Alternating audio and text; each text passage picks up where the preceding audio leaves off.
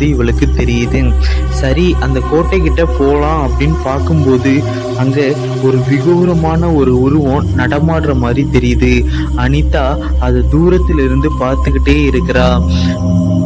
அனிதா நிக்கிறத அந்த உருவம் கவனிக்கவே இல்லை. கொஞ்ச நேரத்துல அந்த உருவம் போயிடுது. அனிதா அந்த இடத்திலே பதுங்கி இருக்கிறா.